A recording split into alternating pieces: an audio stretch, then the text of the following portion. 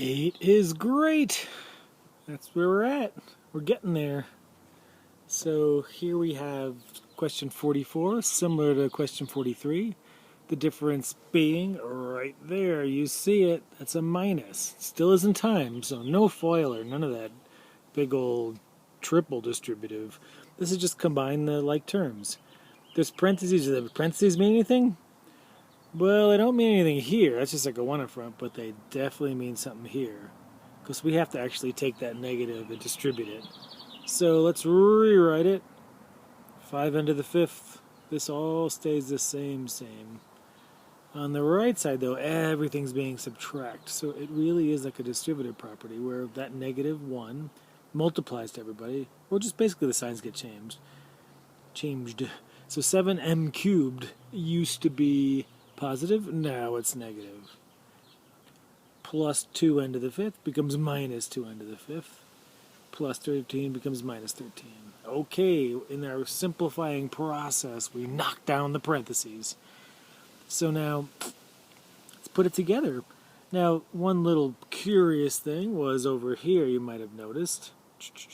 The end of the 5th term was in the middle. Usually you put the highest power in the front, and maybe that was done on purpose to see if it would slip by you, but we can't slip anything by you, can we?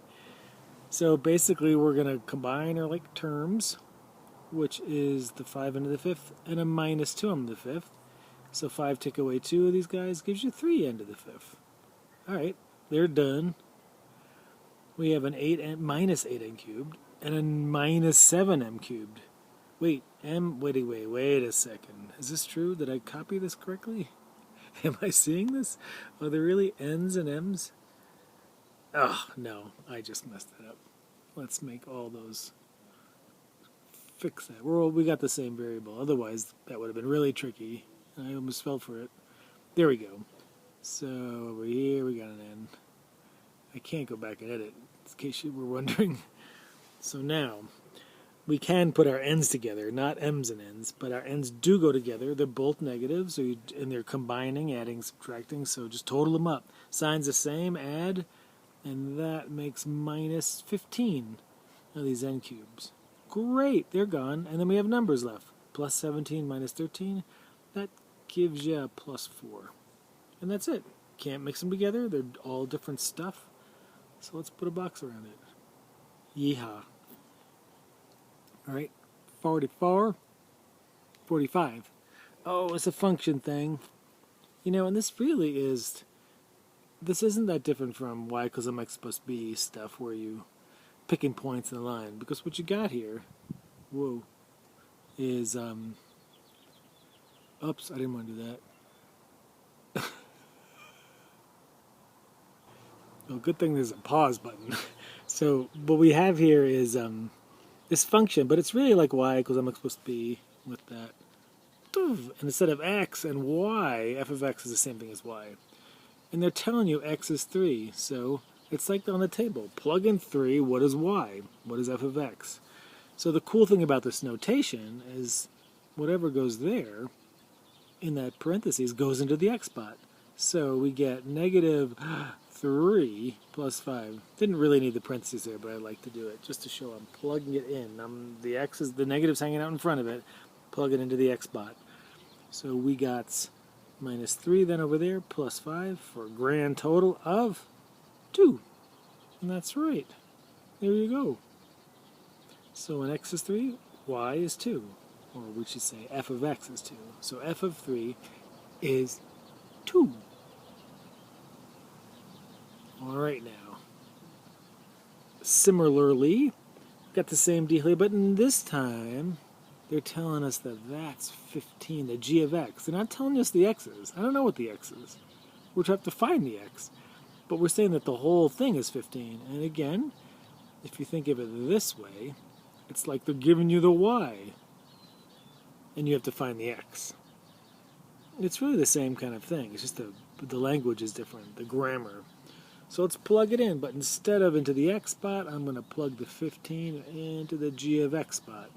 So we get 15 equals minus 2x minus 1. And then do your thing, the thing that you love to do, which is get x's on one side, numbers on the other.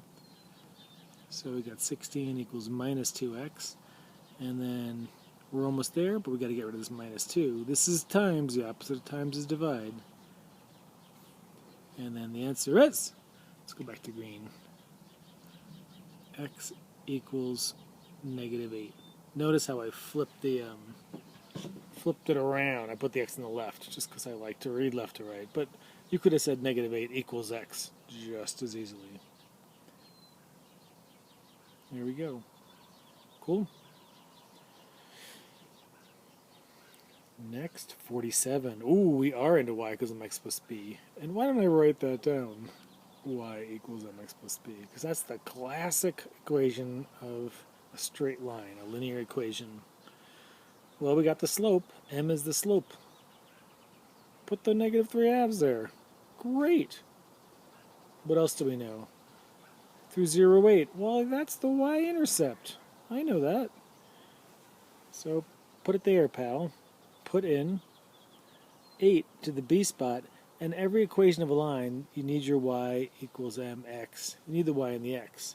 And is that a minus 8 or a plus 8? Looks pretty positive to me. And there it is. There's your answer. Cool. And what is that? Yeah, that's it. I mean, I don't know what else to. You could graph it if you wanted to. Find the point 0, 8, and then graph down 3 over 2. But this is the answer. Got your slope, got your y-intercept, didn't have to do much work except plug it in. Alright, 48 is also great. 6 times 8. That was the last problem on the page, which goes like this. This time they give you the point and the slope. Same thing, except this time that's not the y-intercept, right? That's just some point. So what are we going to do? Well, you could try putting in into y equals mx plus b form, but sometimes it just helps to graph it,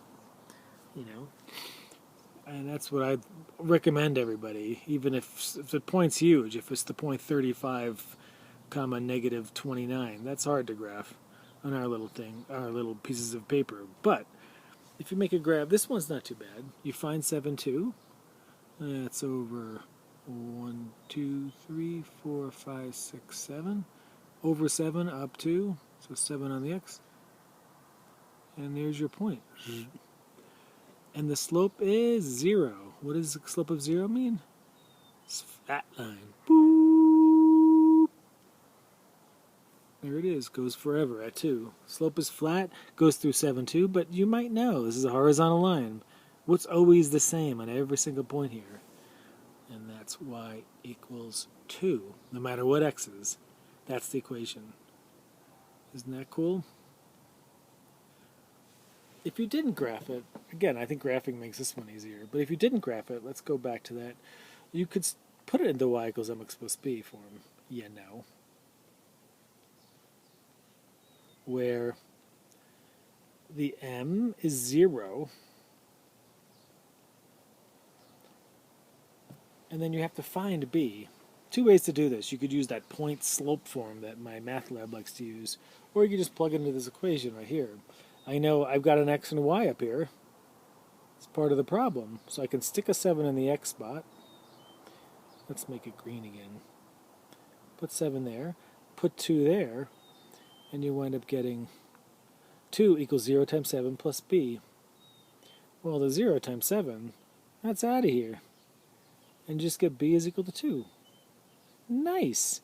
So I want to use that answer, because I'm not quite done. Let's put that in, can you tell what that says? Looks like 5. That's b equals 2. So put it into the equation. So I've got y